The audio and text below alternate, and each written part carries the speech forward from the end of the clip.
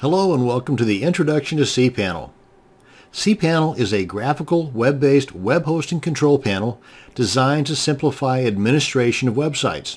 You might even hear the term GUI used from time to time to describe cPanel, and basically that just stands for Graphical User Interface. Now all this stuff means is that cPanel has a bunch of easy to recognize images to show off the different applications. Now, we're going to check these out here in just a second.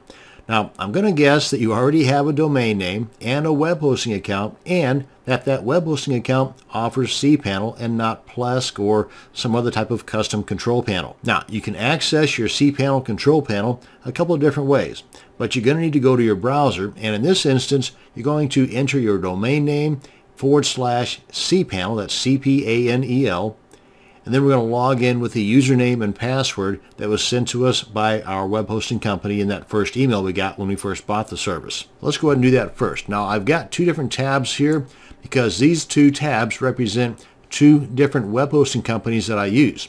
And that's going to demonstrate the different look or the different applications available depending upon the web hosting company you use. So in this case we've got our domain name in there, /. Well, you'd think I've done this before. And then type in cPanel. And had I not just logged in earlier, I would have been presented with a login box. Let me go ahead and log out like this. And in this case, I would enter the username and the password that I received in that initial email from that web hosting service. Now, as you can see up here in the browser bar, we've got this little padlock and the HTTPS. That signifies that we are logged in securely. Now let's do the same thing over here, and a different way to log in is you type in the domain name in the browser bar like we've got there, and instead of a / in cPanel, we put a colon, that's the two dots, and then a number, either 2082, that's the unsecure login, or 2083, like this, and that's the secure login method. So let's try the 2082. And we're presented with a box, and even this one looks a little bit different than the box presented to us on that other company. And here we are. Now, another thing, in addition to being logged in not securely, which is fine for the most part, we're also left with our domain name in the browser bar. Whereas with this one here, that's logged in, or in this case, not logged in, but if it were logged in securely, it would have the server name instead of the domain name in the browser bar. Let's go ahead and log out of here and I'll show you what I'm talking about. Just 2083. And we're presented with the login box where we put the username and the password.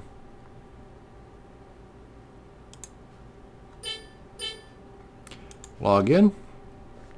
And here we are with the padlock and the HTTPS and the server name. No longer is it showing the domain name. So those are the different ways in which you can log in. Now another way, which really isn't a way that's used very often, at least ways by me, and that is by using the IP address that is initially given to you when you first sign up with that hosting account. Because whenever you first sign up with a hosting account, you're providing them, for the most part, with a domain name that they can then attach to that hosting account. Now, instead of that domain name being immediately accessible to that hosting account, because it's got to propagate, as they call it, through the internet first, which can take a couple of days or so, instead of waiting for that, they give you, they being the web hosting company, give you an IP address that you can use to log in. Now, no matter how you log in, you're going to be presented with the same homepage, the same interface. And what's going to be different, though, whether you're logged in securely or not, let's go ahead and log into here real quick. So whether you're logged in not securely or securely, you're going to be presented with the same front page, the same interface.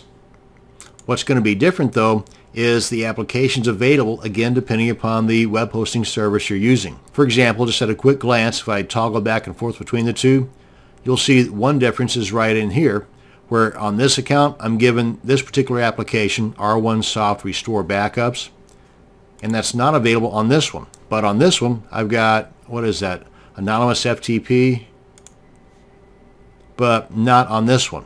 No Anonymous FTP on this one. So again, it just depends.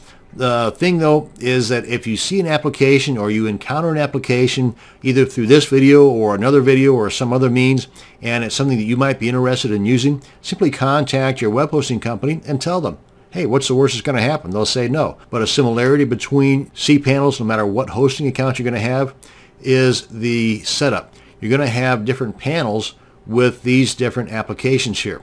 And on the left side, you're going to have a column of information, the stats, and you're going to have frequently accessed areas, which you can zip to by just clicking on the links here. These are areas that I've been frequently accessing, and you can do a search here, and there might be some notices in here too. Basically, I find this is more of an advertising area than anything else for the web hosting company.